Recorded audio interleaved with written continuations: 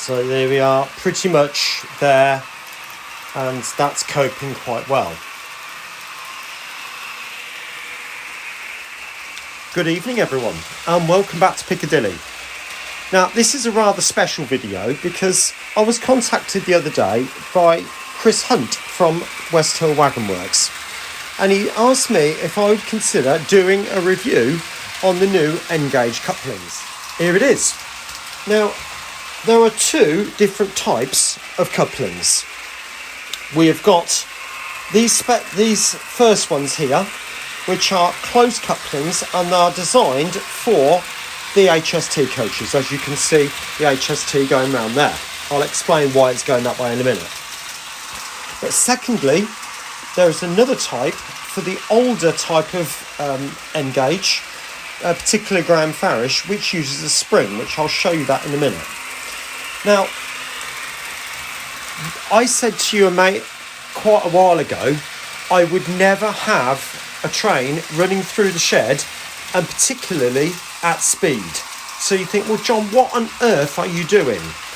Well, because I want to put these couplings to the test, and this is one of the wiggliest tracks or circuits that I can think of. I mean, look at the snaking that's going on across the double slip here, and then it's having to do quite a severe turn, and I know I've just straightened that track at the end there, but it's coming out and it's not faltering once. Now that is on the standard Rapido couplings, which, if you're not familiar with N-gauge, are those. Okay, they're like Buckeyes, but they do have their faults, and they get caught, they get jammed, and just like with double O gauge, they are sometimes a nightmare to separate. I'd say it is slightly easier than double O, but nevertheless. So what I want to do is to put the N-gauge couplings onto that HST, and let's see how it performs. Right, so I thought I'd show you how to go about doing this. Now, the first thing to do is just gently pull the bogie off, and that comes off very, very easily. So I'll do both ends like that, and just put those somewhere safe, and then very gently pull out the coupling. Now you can see, you can see how small that is. So we are talking tiny, tiny parts with N-gauge. Now, what I like to do then is put my thumb behind the behind the NEM pocket, keeping both couplings together. I'll focus it in for you a bit better, and try to push straight like that.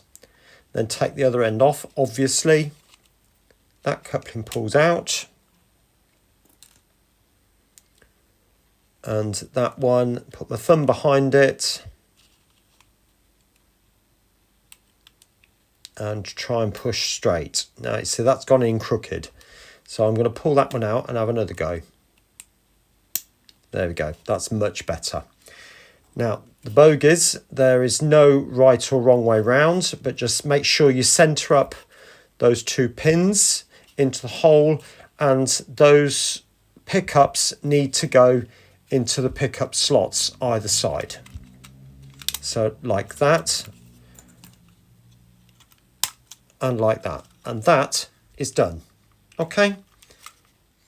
Right, I thought I'd show you what happens sometimes if it does go a bit wrong. Now, you can see that the coupling has gone in. Now, what you have to do, it is take the coach apart, I'm afraid, but if you put your fingernail underneath the lip of the coach, you see where the top is, that will literally just pull off. Now, do be careful. If you've got a light bar in there, you will have a wire going into there, and the light bar will be stuck to the top of the roof. So just be careful if you've got lights. Now, the next thing you need to do is take something not sharp, but I'm going to use a small screwdriver, and you pull on those little tabs. See, just push on those little tabs. And what you're trying to do is release the chassis. There you go, like that. I'll do the same at the other end. Just push on those little tabs and the chassis should just come away like that. Now be careful, there are wires going there. All right. Now, if I show you the coupling that's gone awry, what's happened is you've got two little clips either side and there's a spring at the end. Whatever you do, don't lose that spring. They are well fixed well in, but you'll know it if it's gone because you'll never find it again. Now that needs to be clipped underneath there, and you sort of push on the hoop. I'm trying to do this up in the air so you can hopefully see, but that's it. Right, so you get it to that point, just there like that, and just push sideways until it clips back in. Now, you'll see this bit at the front here. You'll see there's like a little bit there. That needs to go over that bit. So you just push back and down. Okay. So hopefully you can see how that's working just there like that. Show you inside again. So you've got the little spring into the two clips, and then you've got this like guide piece at the front here which travels along this part of the chassis.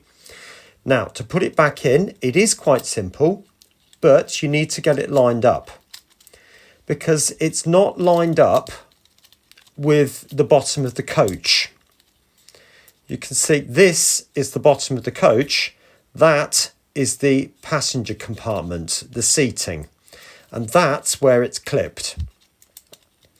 So you have to make sure that you do this with the roof off and push very gently at both ends, making sure the clips go in. Obviously, if they miss, they could break. So I'm just guiding that back in there. There we go. And that's held on now. So remember that the chassis is clipped to this, not to the body shell. All right, so when you go and if you do have to take some of these apart, please make sure you do it properly, because if these clips break, it's going to be a blue tack job or a black tack job to hold the chassis back on. That would probably be my only recommendation.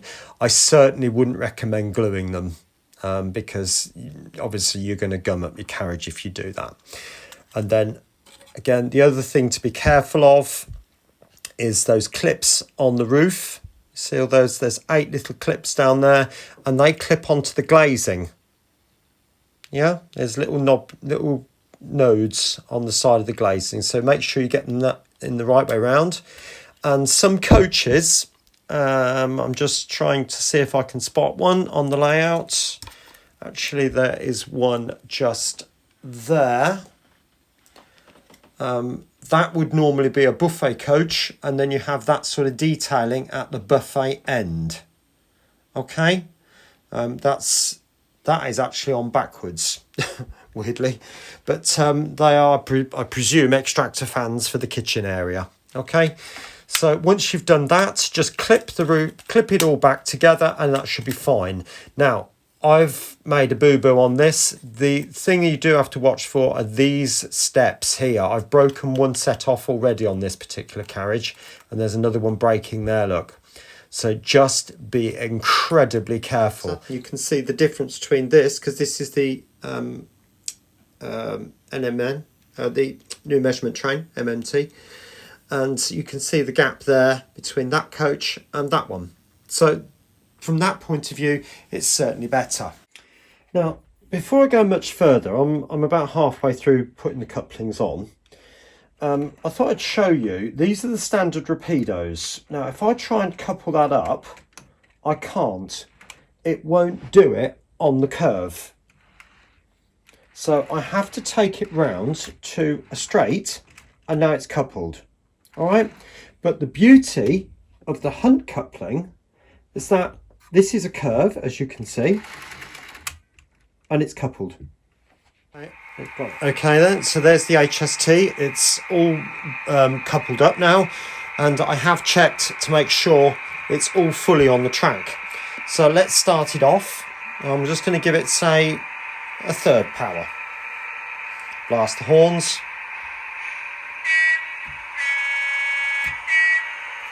I like that. Right, let's just watch it going round. Now, do remember, there's some quite sharp S-bends here. This part here is second radius, and then it snakes back so into an S-bend there.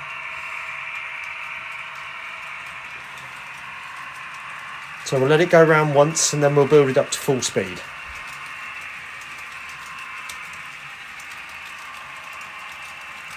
Just in case this bit here sometimes is a bit of a problem for the odd one or two trains. Not many, mind, but the odd one or two. All good so far.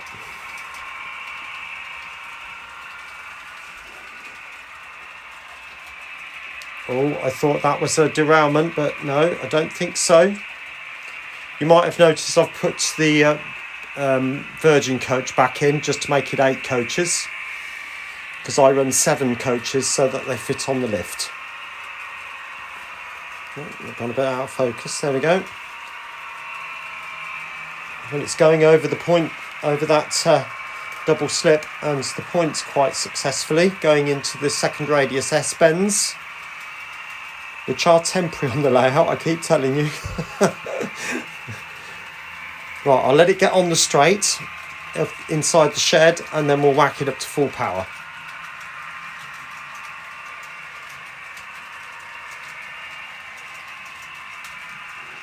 Good so far. Right, let's whack this up then. Full power there, you can see. So it will build up gradually. It's not a sudden thing.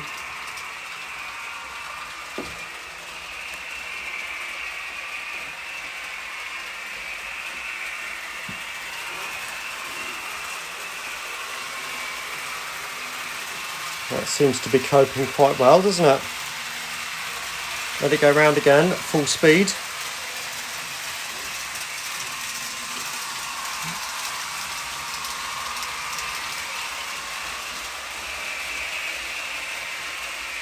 I mean, it's like I was showing you, in fairness, this train does run very, very nicely. It's one of my best runners, this is. Okay, so that's looking good. Now, one of the things that Chris wanted me to do was to push. So the lead Powercar is the front one at the moment. So let's stop it. And I'm going to apply the brake. I'll just point you down to the Z21 so you can see me doing it. So I'm applying the brake. Do bear in mind, it's not realistic slowing down by any means, but I do like it to be relatively slow, controllable. Right, that's stopped. Okay, in agreement, we're all stopped, not moving at all. Right, setting it into reverse. So the white light now is at this end. So the Powercar is that one down there. All right, again, let's go about just under half speed. Now, I don't normally take trains around this way, so I don't know how it's going to perform, to be honest with you. I mean, we could end up with carnage here, and I might have to hit the emergency stop in the top corner. In fact, just in case, no, I think I'll leave it there. It's a job to know where to put it, to be honest. So this is the train pushing now around these sharp S-bends.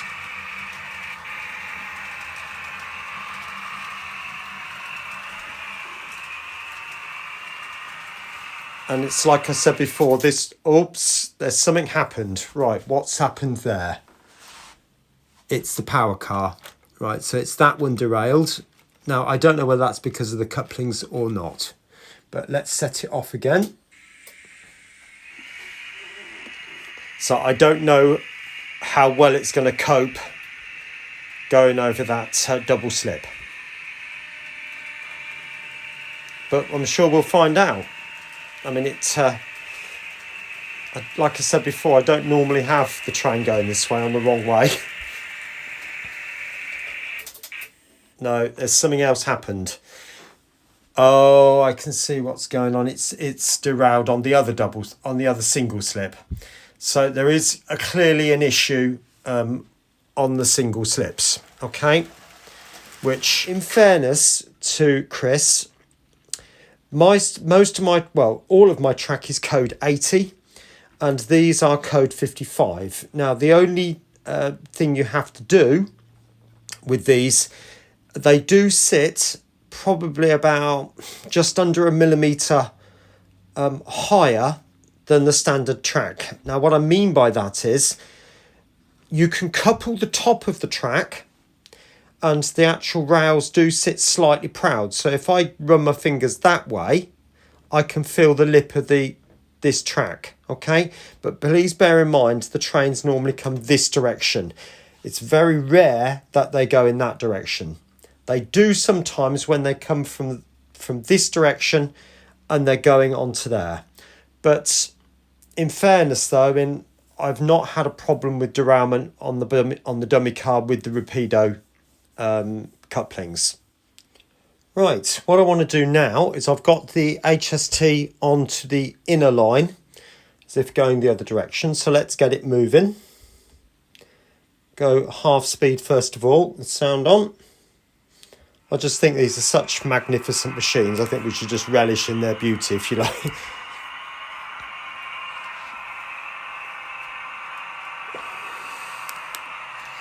So remember, we're going half speed at the moment. 8 coach train, which is what the HSTs normally run with. And we're not going over that double slip, it's on the other line, remember. Coming down here now.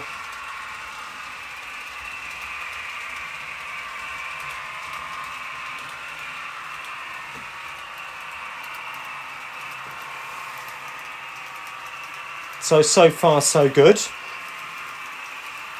in the pushing mode. So let's whack it up to full speed. Now, I don't normally run trains at full speed, to understand, please. But as this is a bit of a test,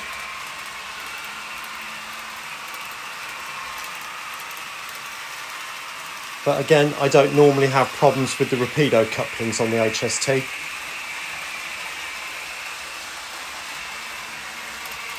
So there we are, pretty much there, and that's coping quite well.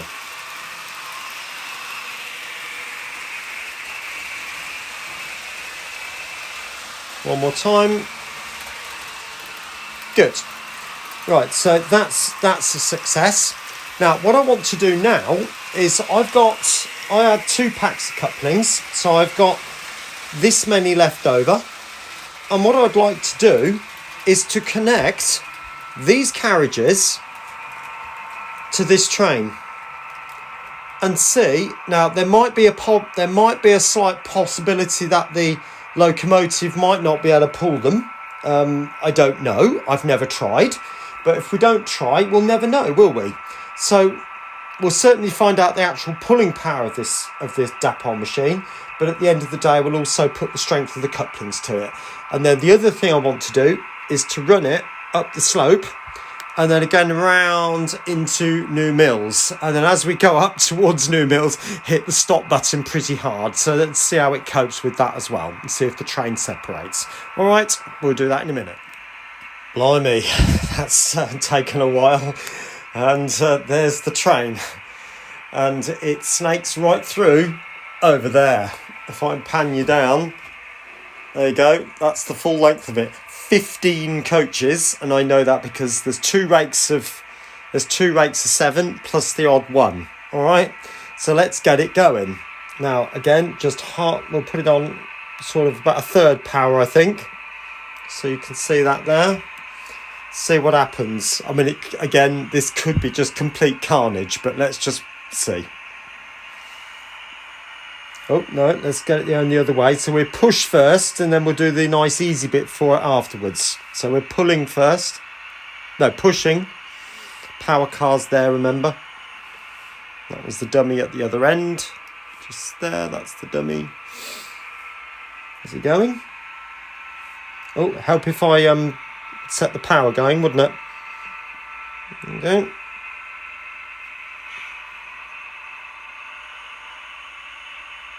Hopefully we're going in the right direction this time.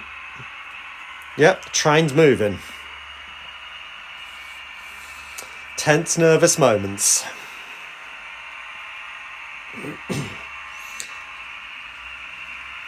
Will it make it? I mean, the fact is, this must be a very heavy train. And particularly with an HST, it's quite important, really, that it can push as well as pull. I'll try and get it all in shot in one go. Something you don't normally see. Just let it do a complete revolution so the power car gets back round again. Seems to be coping. Oh, there's something's gone wrong. Now what's happened here? Where's that derailment? Ah, just here. Just there like that. There.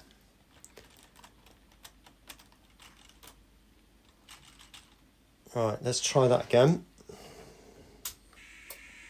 Oh. Right, the train's moving again. Now, what I think I'm going to do, there are a few minor issues in terms of track, because this, you've got to appreciate, is an incredibly long train. I would never run trains of this length. So I'm going to whack it up now. So whack that up. Let's see how it copes. So it's actually, let's take it right to full speed. So it's on full speed.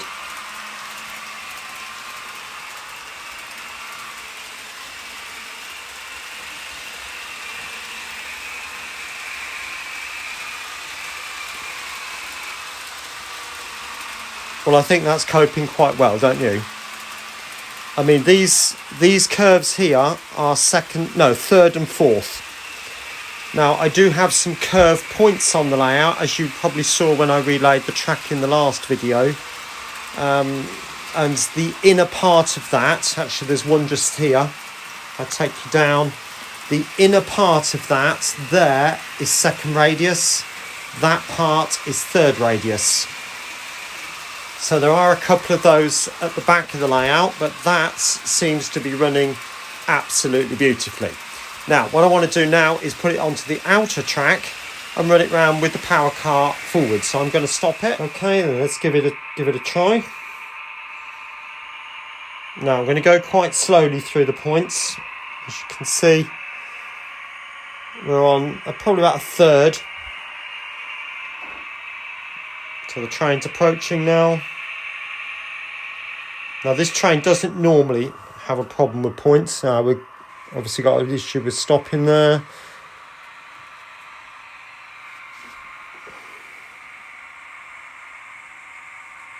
So I'll keep the camera on that point there.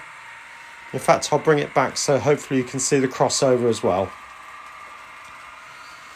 I can't believe how long this train is.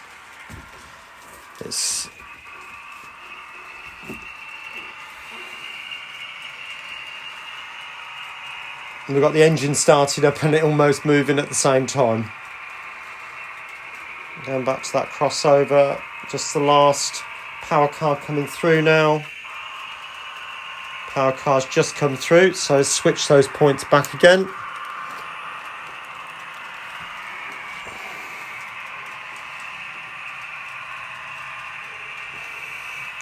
Now we'll do a couple of times and then we'll send it up to New Mills.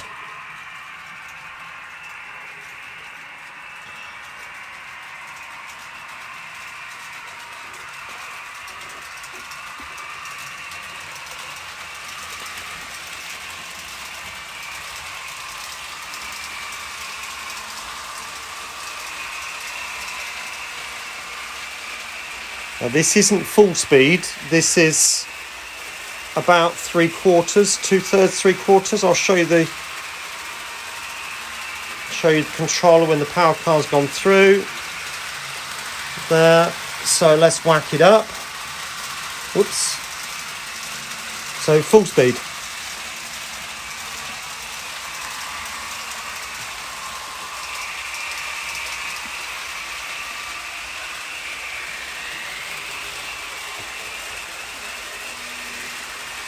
I have to say I am stunned. Now, I think in fairness, pushing with the 7-car train, even 8-car train, no problems whatsoever. I think it's having a few issues pushing with this many coaches. But as Chris, I had a conversation with Chris today, and as he pointed out to me, that you don't get passenger trains running with, well, no more than, say, 11. I mean, you get the specials going with perhaps 1 or 2 more, but certainly not regular passenger trains. I mean, even the Pendolinos, they run with 11 cars, don't they? Some with 9. But that seems to be running absolutely beautifully. No problems with that whatsoever. 14 coaches, because remember, removed that one, the naughty coach, and it's having no issues. Okay, now what I'm going to do is I'm going to remove those 2 vehicles just there, and then we'll have it going up through New Mills, and we'll stop it and see if any of the coaches come a cropper. Right, so as you've seen, the Powercar's just come to a bit of a stop. I don't think that's the Couplings' fault. I'm expecting that Powercar to pull a 14-coach train plus a dummy car up a hill. Perhaps I'm being a little bit unfair. So I'm going to take off 2 coaches and we'll start again in a minute. Right, here we go again. 10 coaches this time. So as you can see, there's no issues with the train pulling apart. And these issues are not because of the couplings, they're because of the Powercar isn't meant to pull 15 coaches or alike. Now, 10 coaches, as you can see. Slight struggling, but will it make it this time? Think it might. Yeah, it's done it. Just is it going to get that last bit? So no.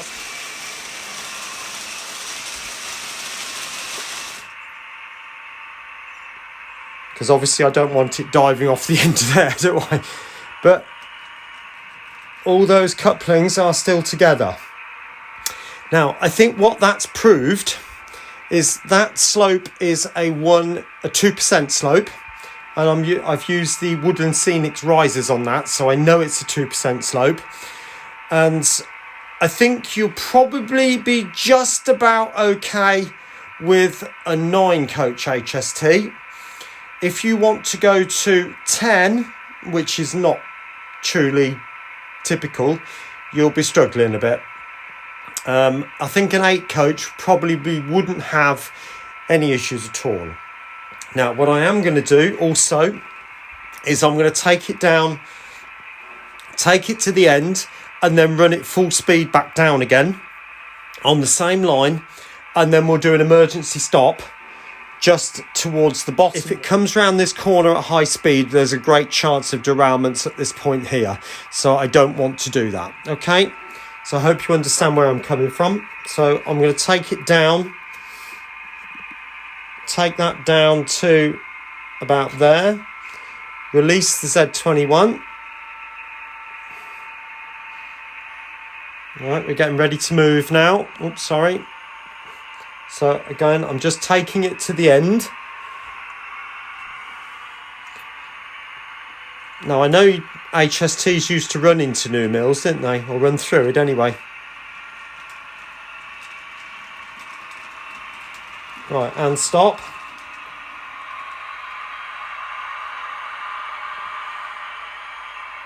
Right, reversing, and then give it a bit of a chance to get round the corner. So I've taken it to, say, 2/3 speed.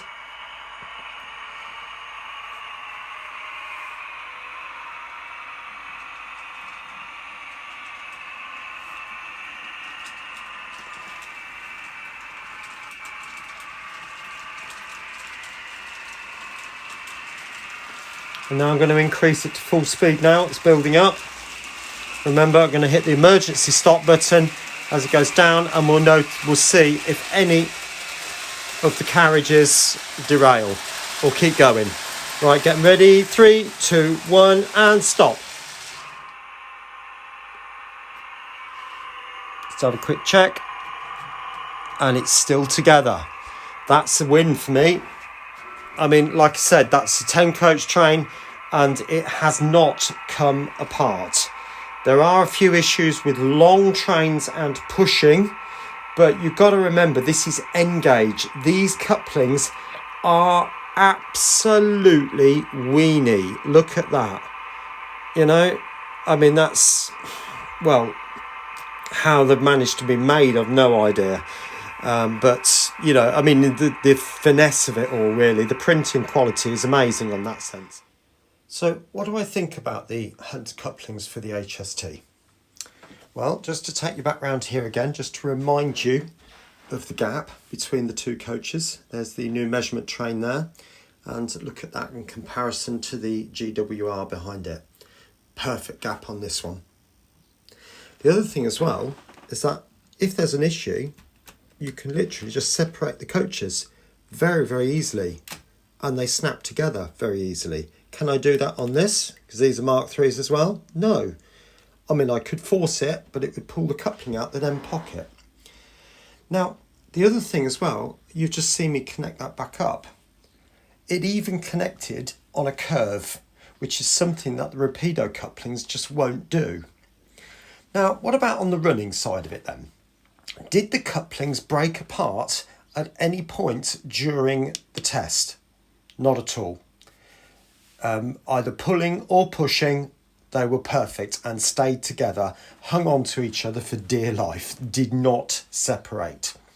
So what about the actual running themselves? What about pulling? Well, you saw the HSTs going around pulling around my silly, complicated S-bends and incredibly complicated junction. I can't imagine many layouts having a setup like that, to be frank. And you saw the HST pulling at top speed, going through the shed and back out again. Over both the double slip and the single slip, no problems whatsoever, even across this quite complicated kink in the track, no issues. What about pushing then? Well, on the pushing front, you saw it going around the third radius track, again with no issues, and actually at that point it had 14 carriages at top speed, no issues at all.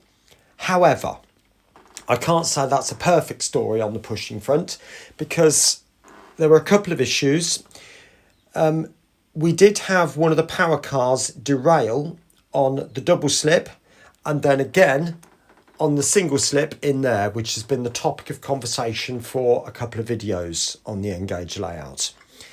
But I have to tell you, this is code 55, whereas the rest of the layout is code 80. And however well I try and lay the track, there's always going to be some discrepancy within that. But I have to say, with the Rapido couplings, I've not had an issue with the HST going over this. It's worked pretty much every time, so it's not been a problem. Now, what I had to do, if you can look at this, if I can zoom you in there, get you in close, and then refocus, the corridor connections are pretty much touching. And I mean, I've mentioned it back to Chris at Westhill Wagon Works. That has caused a slight issue, and I think that the coupling on the locomotive side needs to be a tad longer than the standard ones on the coaches. In fact, with this particular coach, you can see that the gap is big again, and that's because I had to put the Rapido coupling back in there. It just would not go around even fourth radius curves. Just to take you down, it had a problem right here, roughly where the 66 is, had a problem just here, and one of the bogies kept coming off, so that's one of the things. But I've mentioned that back to Chris, and he is in the process of sorting that out. So should you go out and buy them, definitely, you've got absolutely nothing to lose. And I think particularly if your track is more normal, you will have huge amounts of fun and excitement. Let me just refocus that. There you go. So you'll have huge amounts of fun with it, and they are a brilliant buy. You certainly can't buy the NEM pocket couplings for anything like the value that these are being offered at as well. So you've got absolutely nothing to lose. You've got better running, the chain stays together. It's a win-win and all round, you know. So anyway, to help you with that, you've probably noticed throughout the video there's been a card in the top corner that, and you could have pulled that down at any time. So if you haven't, where there'll be a link back to Westhill Wagon Works, it's an affiliate link. So you don't pay any more by going through that link, but it does help the channel at this end. So do consider doing that for me. That would be great. Thank you ever so much. But should you go out and buy them? Yes, definitely. Anyway, I'm going to finish the video there. In the top corner of the screen, you will notice another video appearing. And I think on this occasion, I'm going to put a video about new mills. And the other video that will appear at the bottom of the screen will be about the lift and how the trains get down to the lower fiddle yard, which runs along there. Okay, take care of yourself. Bye for now.